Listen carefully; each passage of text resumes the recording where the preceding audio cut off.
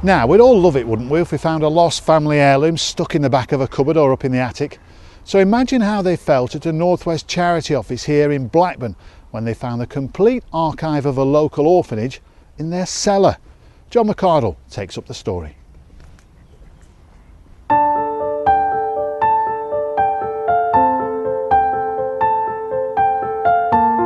These pictures provide a glimpse into the past, a past which has had a profound effect on the lives of thousands of Lancashire children. But it's one which has remained hidden for years. This wonderful old building is on the main road through Wiltshire, the village just to the north of Blackburn. Today it's the headquarters of the local charity Child Action North West. But behind these doors lies an extraordinary history. We were founded over 120 years ago as Blackburn Orphanage. Our headquarters is in the original building that was the girls' orphanage, started by a founder called James Dixon. These walls pay homage to the past, but over the years the building has been renovated and reconfigured. So it's hard to imagine what it was like when it was a home to orphans, until now. And so, like many good stories, the secret was in the cellar. So what we did was, Staff were aware that the basement had been used as a storage area for years, but it was only when they decided to explore it properly that they struck gold. They found a complete archive of the orphanage stretching all the way back to 1891, the year it was founded. Well, what's this? This looks fantastic. We're always finding stuff down here. This is it looks like a Scalextrics before Scalextrics. It's almost a complete set there. In fact, there's two of them. We found the cot plaques that were above the beds, you know, with the names of the people that were sponsoring the kids here. We've got the archive, the ledgers of the accounts. We've got architects' plans. Although there's still plenty to explore, most of the important material has now been removed to a special archive room. This is the lost treasure of James Dixon.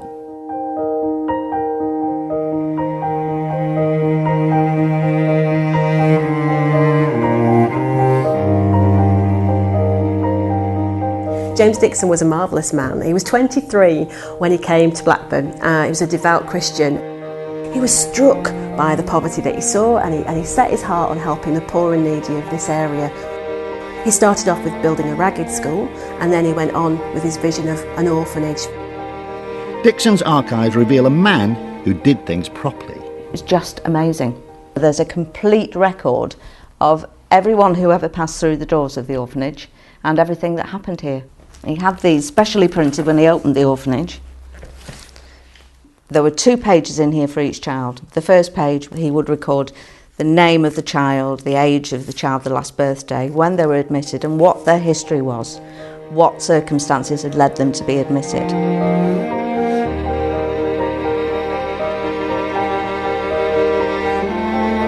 Also found in the cellar was a mysterious roll of cinefilm, which included colour and black and white footage.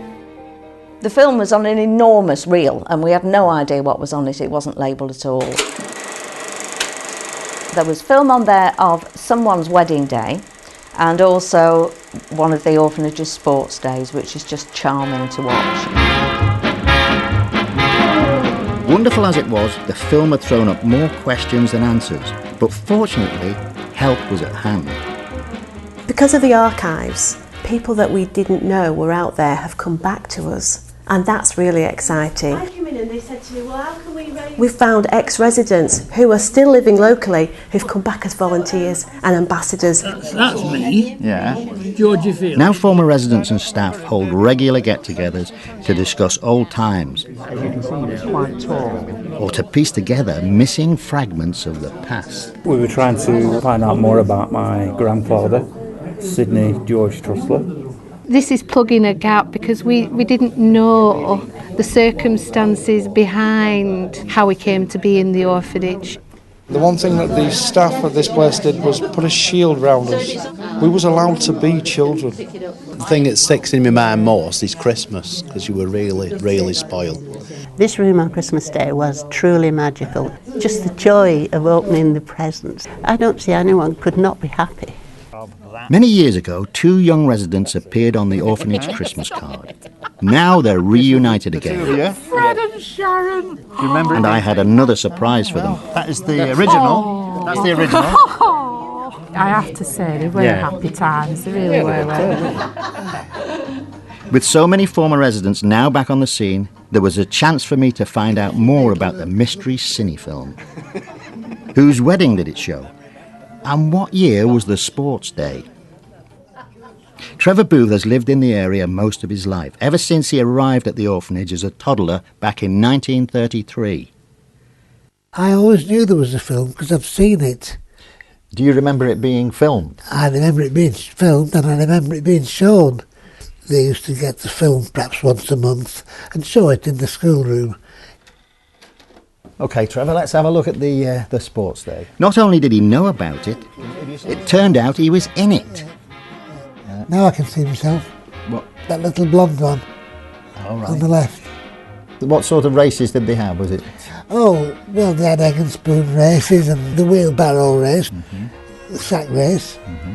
I was born in 1933 and I was only about 5 or 6 on that film, so that must have been about 1938 or 39.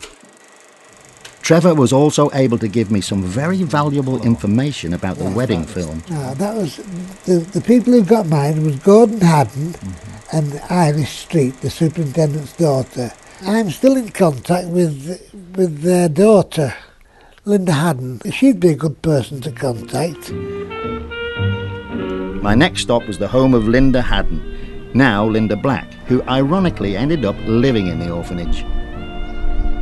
That's my mother, of course, in the wedding dress, my father, and my granddad and my grandma, Tom Street and Lily Street. Oh, look at that. It must be great seeing this, mustn't it? Yeah, it's lovely. It's really lovely. My father was put in the orphanage at the age of 9 because his stepmother didn't like him, and my mother was the daughter of the superintendent and secretary and matron of the orphanage. I was only 3 when my mother died, and then when my father died when I was 14, I then went to live with my grandparents permanently until I left there to get married. I do, John. Yeah. Linda was also able to clear up the mystery surrounding the date of the colour film. The marriage took place on March the 24th, 1945. We have proof, don't we?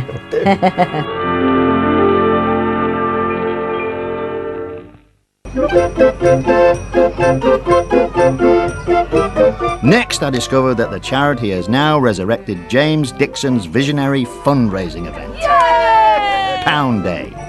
A century ago, he invited the wealthy to give £1 in cash, and he asked the poor to give £1 of flour, tea or sugar. Now, Pound Day is a fun day out for all the family.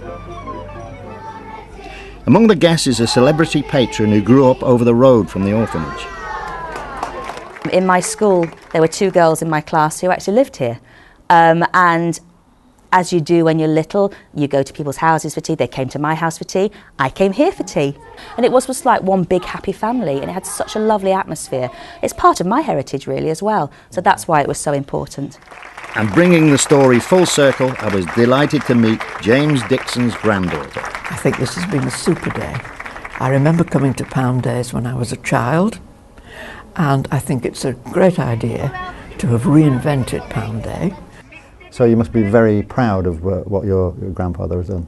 Indeed, and I'm not only proud of what he did, I'm very glad indeed that it's managed to survive all these years as a living organisation. This spotlight that the archive has given us, this story that we can now tell, it's brought people close to us and reminded people that we're here. So James Dixon's legacy is continuing.